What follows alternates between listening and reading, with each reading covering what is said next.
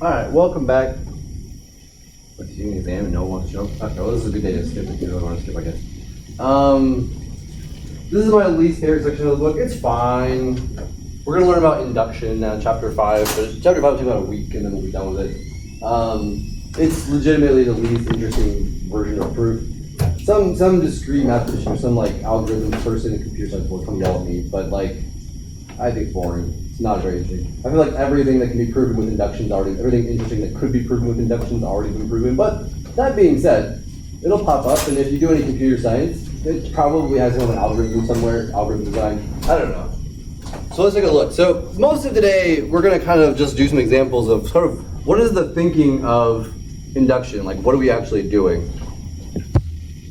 So the basic idea behind induction is suppose we have a recursive process, so like a sequence, usually a sequence of some kind, where maybe the nth term in the sequence, or the n plus 1th term in the sequence, is a function of the one that comes before it. So in other words, x m plus 1 is some function of the previous term. More generally, we could actually have a recursive process where the n plus 1th term in the sequence is some function of like the k that comes before it, basically. It would actually be k plus 1 before it. But anyway, you know, it might be dual too. So for instance, like the really, really famous one is how many of you guys have heard of the Fibonacci numbers?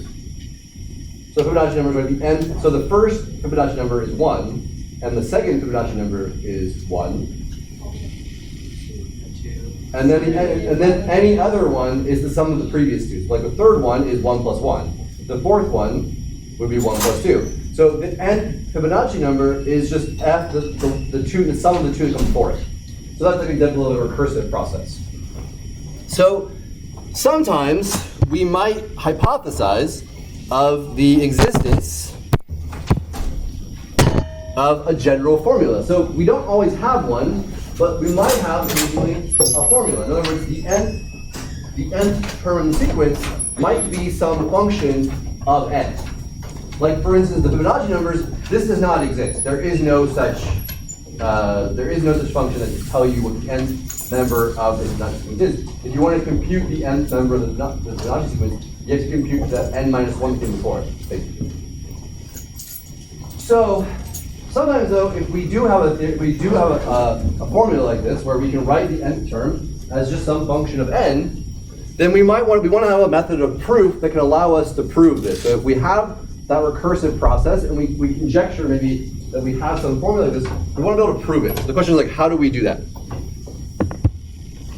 So we're going to basically do this with like two actual physical examples in some sense in this section. Suppose the first one is, suppose that you have a process where you have a stack of paper. And all you do is you just cut the paper in half, right down the middle, and then you stack those two stacks together, right? That's it. So the question would be, suppose a sheet of paper is 1/10 of a millimeter thin. All right, so you have a sheet of paper that's very, very, very thin. How many times do you have to do this process? So cutting it in half and stacking it, right? So you cut it in half, stack it, then you cut that in half and stack it again. Cut that stack in half again and stack it. How many times do you have to do this until that stack of paper would reach the sun, which is 150 million kilometers away? Well, so you could actually just do the math. It's going to happen in a finite number of steps, right? I mean, in theory. You can't technically cut the paper that many times, obviously, without having anything to cut. Eventually you'll just run out of stuff to cut, right? But in theory, you could do this some number of times. The basic idea here, by the way, is that you could take a single sheet of paper and you could take all of the molecules that make up that sheet of paper and somehow rearrange them to reach the sun. That's sort of the thing we're sort of assuming here, that it's possible. Whether that's possible or not, I don't know. Anyway, so you can think though, if you have a stack and you suppose you made this cut n times, you can come up with a recursive formula for the thickness of the stack of paper. So let's suppose I've done this some number of times, so I have a stack this thick, or suppose it's some amount thick. How thick will the next stack be? Once I cut it again and stack it? Yeah, it'll be twice whatever it was before. So we can come up with a sequence, right? We can have a recursively defined sequence. So call the sequence h sub n. So h sub 0 would be the thickness of the initial sheet of paper. So h naught, that's we have not we've stacked 0 times, so our first sheet of paper is 1/10 of a millimeter. Okay? But then the n plus 1 time we do this, the stack will be twice the width, twice the thickness of the previous stack, right? Because we just cut it in half, and so it's going to double the thickness. Okay. This is the easy part. No, this is not hard in general, but everyone okay with this? Everyone see what we're talking about? Any questions so far? Okay. So the idea here is, oh, I forgot, I gotta do some actual, there's not a lot of writing on these slides, I don't have to write very much, but we could try to figure out like a general formula. So let's just kind of write down make a table here. Right. So, all right. So when we've done 0 stacks, right? When we've done this procedure of cutting and stacking procedure, we've done it 0 times. The stack will be 1/10 of a millimeter thick. Okay. So do it 1 time. It's going to double the stack thickness, so it'll be 0.2. Do it again, right? The second time. It doubles the previous stack thickness, so it's going to be 0.4. And then do it again, it's going to be 0.8. Do it a 4th time, it's going to be it's going to be 1.6. All these are in millimeters, right? Do it a 5th time, it's going to be 3.2 millimeters thick. Cut and stack a 6th time, it'll be 6.4, right, millimeters thick. A 7th time, it'll be 12.8, and so on, right? All right, so what is the formula? We should have a general formula then for h of n should be what? It'll be 2 to the n times 0.1 millimeters. That's how thick the nth time we stack it should be. So we haven't proven anything, right? I would imagine you'd all believe that this is in fact the actual answer. How many of you guys believe this is the in fact correct thickness of the nth stack? You should believe it, like you should raise your hand. It's very believable. It's clearly there's a pattern here. We're just doubling every time, so why wouldn't it be just the initial thickness times 2 to the n, right? However we doubled it. But we haven't proven anything. And so the question becomes, how do I prove something like this? How do I prove that that is in fact true? That the nth time I stack it, it will have a thickness of 2 to the n times 0.1 millimeters. And that's kind of where induction comes in. So basically, what we're going to do is suppose that for some sort of fixed but unspecified n, suppose that that formula was true. Okay, so for some fixed but so basically for some arbitrary n, let's suppose it's a particular one. So some arbitrary n, suppose that the thickness will be 2 to the n times 0.1 millimeters. Well, then the n plus 1 stack should be twice that thickness, right?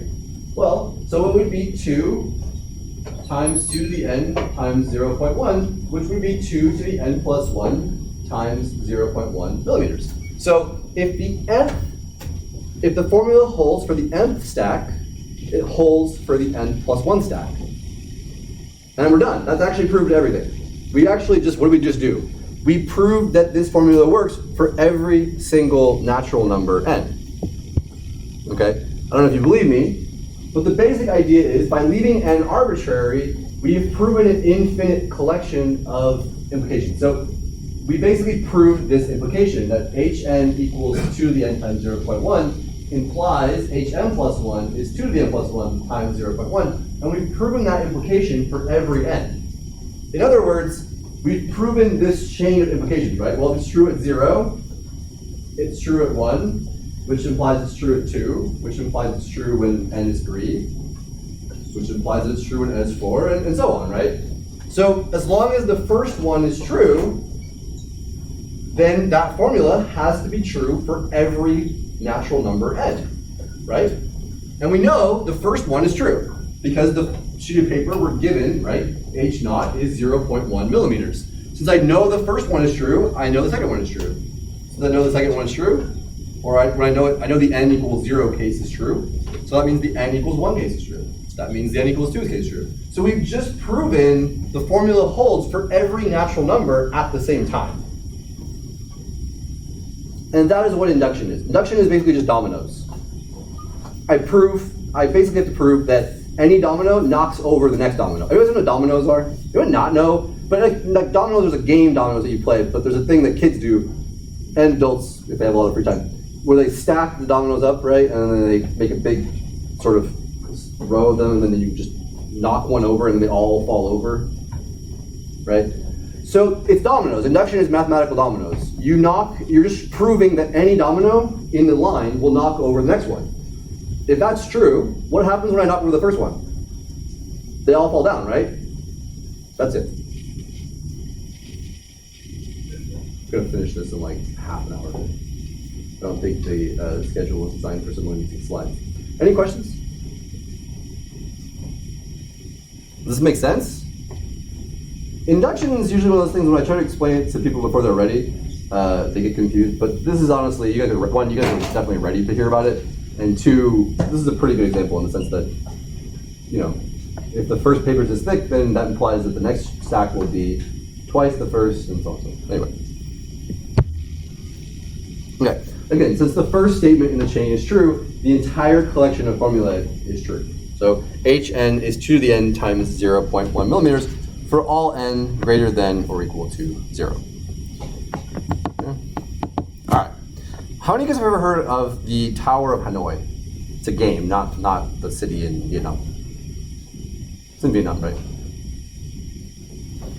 Wow, I'm just embarrassing myself right now. All right, pretty sure it's in Vietnam. Oh, sorry, one more thing before we do that. Okay, so how many times, we got it back, we didn't actually answer the initial question. So how many times must we stack the paper to reach 150 billion kilometers? Okay, so basically, when will Hn, which is equal to 2 to the n times 10 to the negative, so note that our formula is in terms of, our formula gives the thickness of the stack in terms of millimeters, and we're asking for it in terms of kilometers here. So what we're going to do is just convert all of our units to meters. Let's meet in the middle. So 1/10 of a millimeter would be 10 to the negative 4 meters, right? And we want to know what is the n that will make this bigger than 150 times 10 to the 9, yeah. Why did I? Oh, sorry. There we go. Okay. And so this is actually not too bad to solve, right?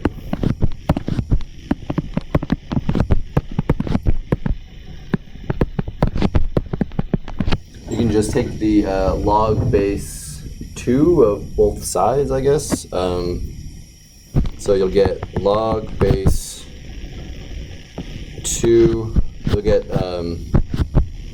n, well, so okay. You'll get this. Okay, logarithm is an increasing function, so it maintains the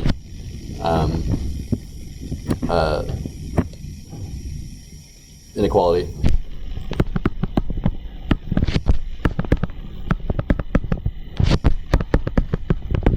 So this is going to be n minus 4 log base 2 of 10 is greater than or equal to log base 2 of 150 plus 9 log base 2 of 10. And so n has to be bigger than log base 2 of 150 plus 13 log base 2 of 10, which, if I remember correctly from the book, is 50.4. We have to fold and stack 51 times to reach the sun. Someone say that's it. Any questions? That's just nothing super. interesting, but there it is. Here we should answer the original question. Okay. All right, back to Tower of Hanoi. How many of you have heard of Tower of Hanoi? It's a game. Okay, cool people. I don't know why, but like I had a teacher that was interested in it, so I forgot it in like high school, 11th grade, something like that. So, Tower of Hanoi is a relatively simple. It's like a game, I guess. I don't know, it's a game or a puzzle. But the idea is that Tower of Hanoi is you have 3 pegs. So 3 pegs in a row, and on like say the first peg, you have these discs of decreasing radius. So the widest disc at the bottom, then the next widest, and you have some number of discs. So I don't remember what a typical, if you went out and found like a, I don't know, a toy store or a puzzle shop or whatever, and you found an actual physical Tower of Hanoi puzzle, I want to say it would have like 7 discs on it. I don't know what the standard number of discs it comes with are. But basically the goal is to get the all of the discs moved to another peg. And the thing is, you can never have a disc on top of one where the disc on top is wider. I believe that's the rule.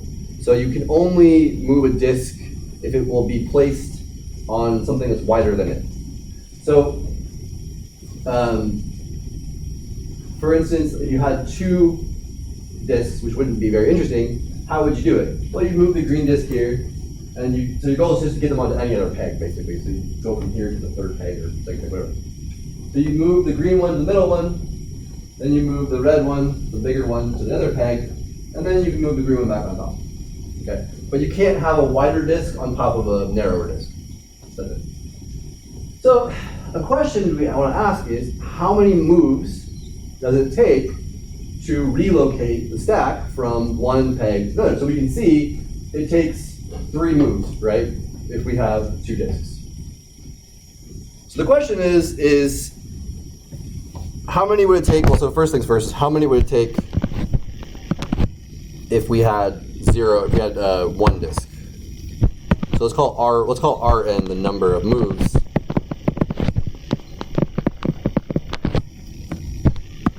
So what's R1?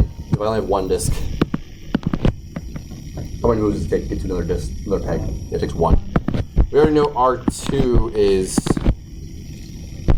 3. What is R3? See if you can figure it out. What?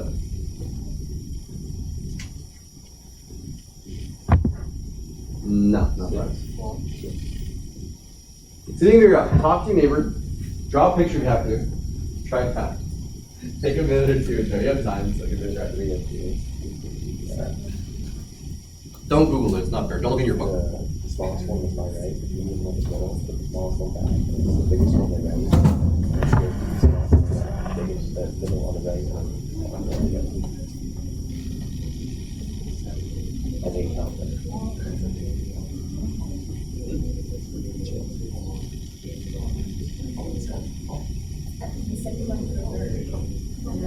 Yeah, if you have 3 big stacks, so the biggest in the bottom, then the medium one, and the small one, and you have only 3 pegs.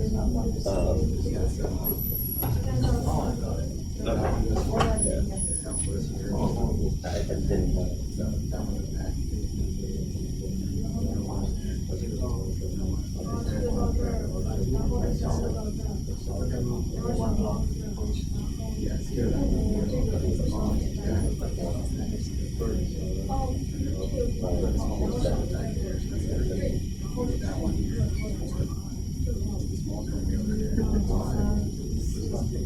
if you want to move everything to another peg, then the far peg like in this case, you take the top one and you put it on the far right. You take the medium one, you put it in the middle, and then you take the little one,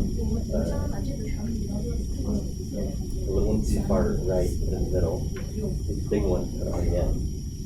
Then you take the little one, put it on the left. Then you take the medium one, put it on the right. Then take the little one and put it on the right as well.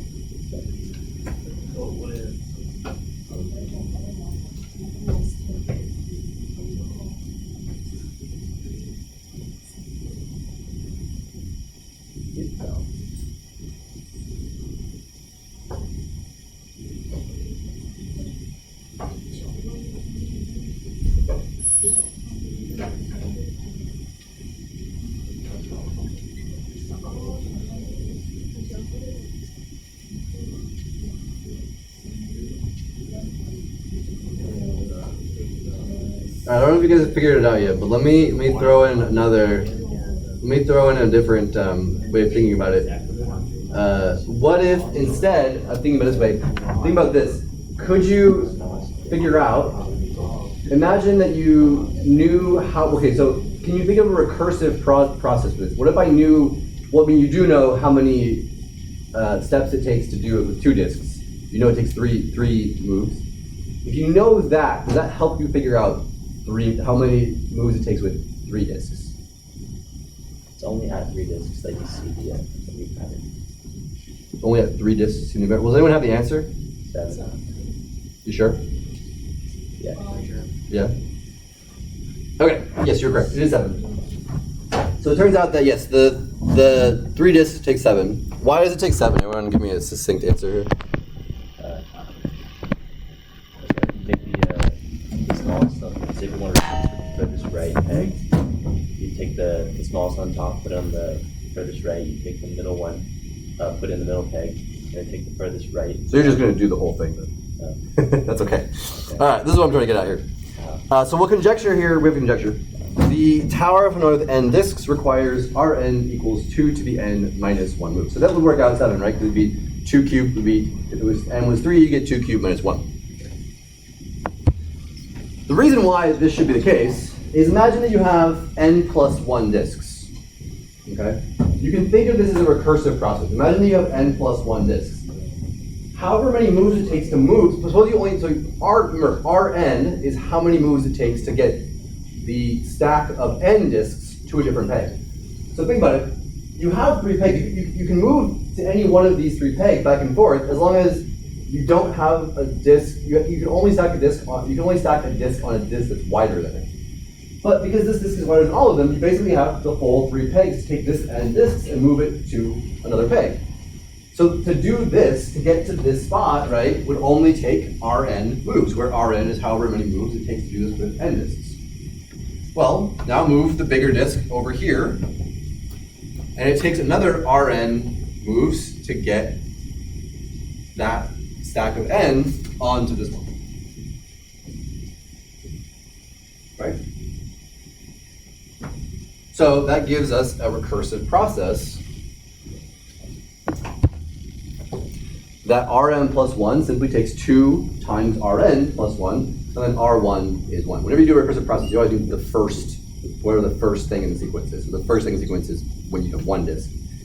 So R1 is 1. But yeah, so for anything else, right, it takes twice the number you had before plus 1. So in this sense, if it took 3 moves to do 2 disks, it should take 2 times 3 plus 1, 7, to do 3 disks. So you can think of it in recursion, basically. Right? If it took me 3 moves to do 2 disks, that 2 disks, you can do that 2 disks 1 time, move the bigger disk, then move that 2 disks again. Okay, so we can use that to prove the conjecture. So we know the conjecture is true for n equals 1, because it's easy to see that if you only have 1 disk, it only takes 1 move to get it to the 3rd peg. Okay, so let's assume that formula, Rn equals 2 to the n minus 1, assume that it's true for some fixed but unspecified n. So I kind of want to say an arbitrary n, but just think about it as being like, it's just some n, it's true. And we want to show, our goal is going to be to show that the formula is true for n plus 1. So the goal is to show that Rn plus 1 will be equal to 2 to the n plus 1 minus 1. This is just some algebra that's not particularly tough. Why don't you guys try it? So you can use the fact that R for n that holds the formula holds, and then use the recursive formula. Try it. It shouldn't take you more than a minute. I don't think it's too hard.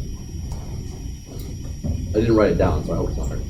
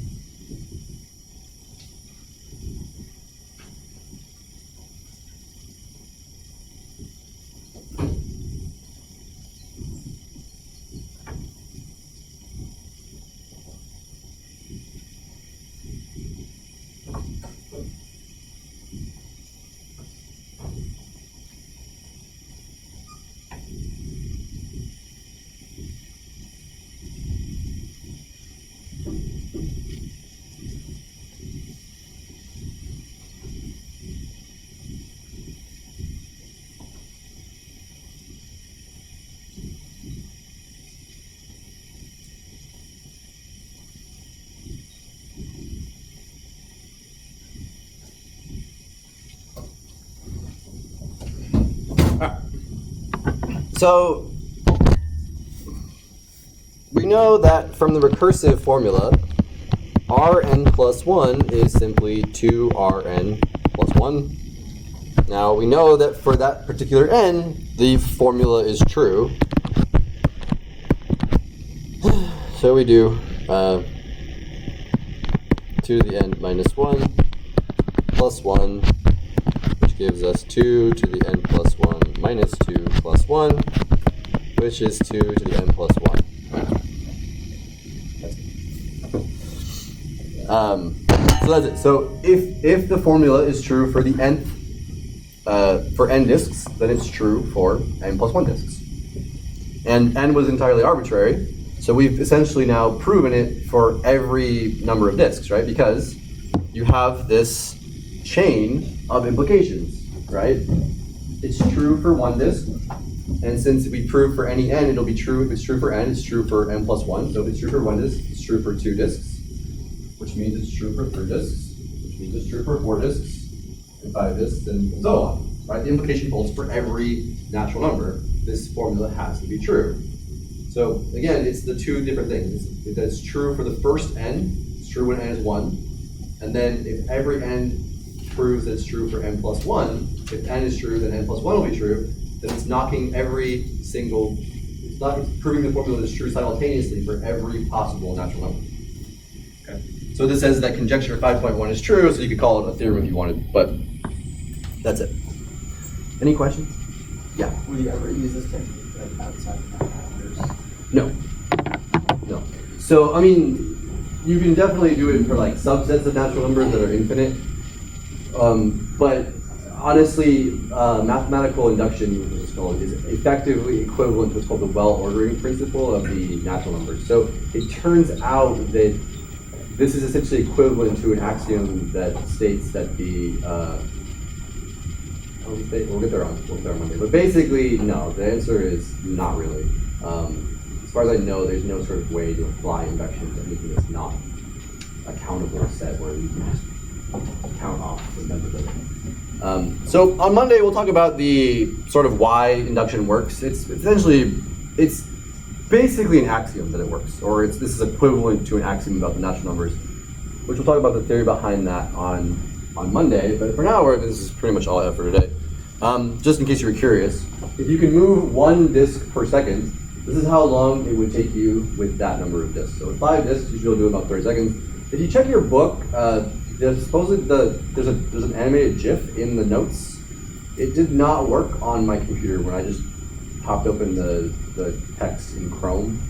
It doesn't animate, so I don't know what the deal with that is. But if you use maybe a PDF reader of some kind, like Acrobat, Adobe, or something like that, which I don't know why I would install Adobe Acrobat on my computer in 2020, 2019, 2020. But like, nevertheless, if you have a particular PDF reader, it might actually animate the process with 5 disks. But anyway, with 5 disks, you can do it in 30 seconds. With 10, it takes 17 minutes. With 30, it would take you 34 years and 9 days, roughly. So once you get past, 7, I don't think I guess you can do 10 pretty fast. I had a friend that said that we did this in high school. I had a teacher that introduced us to it in high school, where my friend was trying to set the record for it. He wanted to, because he would keep track of the fastest students who could do it the fastest. And he was determined to get the fastest. So he was I think it was a 7 disk set. I don't remember how fast he did it. I guess you could figure out what. So 2 to the, I think it's 7 disk set that you usually see in like stores and things. You want to buy one. So 2 to the 7 minus 1 would be 120. 128 is 2 to 7. 2, 4, 8. Yeah.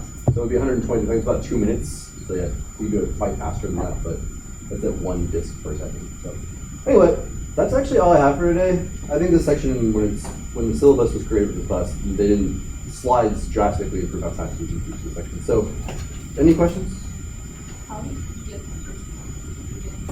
How do we get the? Oh yeah, sure. So basically,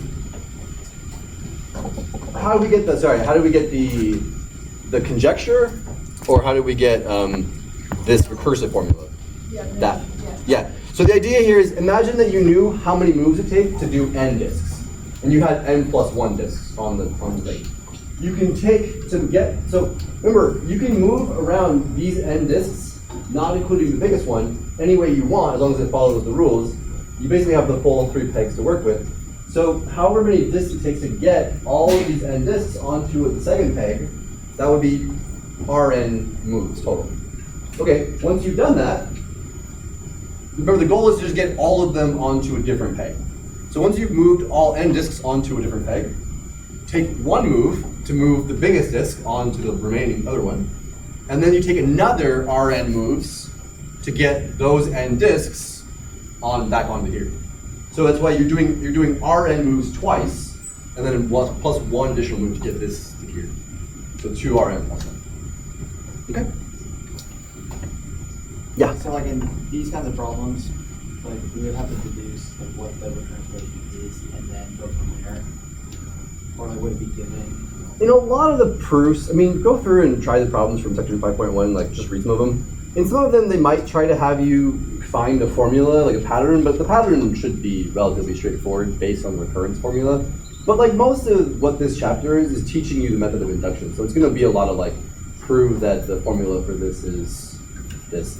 And sometimes you may not have a recurrence relation of some kind. You probably will though, almost all the time. But you don't always need one. Sometimes it can be stuff like, how many of you guys remember from calculus? How many of you guys remember from calculus, you guys had a formula that the sum of, say, the first n integers was n times n plus 1 over 2, right? This is a thing you can prove with induction, and there's not really a recurrence relation here, but the basic idea is, well, it works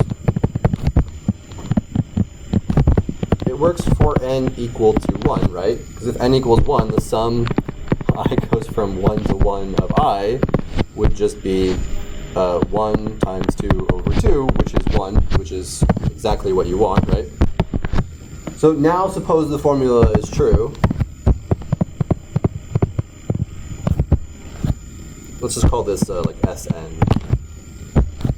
Suppose that Sn is equal to n over n plus times n plus 1 over 2 for some fixed n. Okay. Then Sn plus 1, how do you prove it? Sn plus 1 is the sum I goes from 1 to n plus 1 of I. But since the sum of the first n plus 1 integers, I could think of that as being the sum of the first n integers plus the n plus 1th integer. So I could rewrite this, right, as the sum I goes from 1 to n of I plus n plus 1, right? And now, that formula is true. This is just Sn, right? So it's Sn plus n plus 1, and so that's just n times n plus 1 over 2 plus n plus 1. If you add those together, right, you just get n times n plus 1 plus n plus 1 all over, sorry, 2 over 2 like that, right? Multiply that by, say, times 2 over 2. And if you multiply this all out, what are you going to get? You're going to get n squared plus n plus 2n plus 2 over 2. If you factor that, it's going to factor into n plus 1 times n plus 2 over 2, which, if you just rewrite this very slightly, that would be n plus 1 times n plus 1 plus 1 over 2, which is exactly how that formula would look if you replaced n with n plus 1. So that means that the formula is true for all methods. So like a lot of stuff involving natural numbers can be proven with induction. A lot of stuff that you have probably professors just gloss over or skip past in like calculus and algebra, formulas like this you could probably have done with induction. I've sometimes tried to teach induction to like calculus students if I had extra time, but honestly, they all just look a bit insane, so don't usually bother. Any questions? Yeah. Like we need to find the relationship with Rn and Rn plus 1 and plugging Rn plus 1 and if they have the same format. Well, yeah, so like there's no, I mean, I guess you could, there's not an explicitly stated recursive formula in this problem. But there is one though, right? What is the recursive formula? Sn plus 1 is just Sn plus n plus 1. That would be the recursive formula. So, generally speaking though, like you may not always have an explicitly written recursive formula to use in the problem. It might be up to you to kind of figure out what it is. Like in this one, you know, you kind of do that trick where you just separate the sum into the sum of the first n integers plus the n plus 1. Anyway, other questions? Cool, thank you for letting me kill like 7 more minutes. All right, that almost gets early today, so have a good weekend. You probably won't get your exams back until late next week. I know James told me he couldn't grade this week at all, so I have them, but I haven't started yet. So I'll probably, he told me he can start on Monday, so he won't, I'll have them done for him by Monday, but he won't start grading until Monday, which means hopefully by Thursday I'll get them back. We'll see. Can you do the slide where you're putting together the Tower of Hanoi, quick, this one? With this one? Yeah. That one? I just want to get a picture like it. No, go ahead.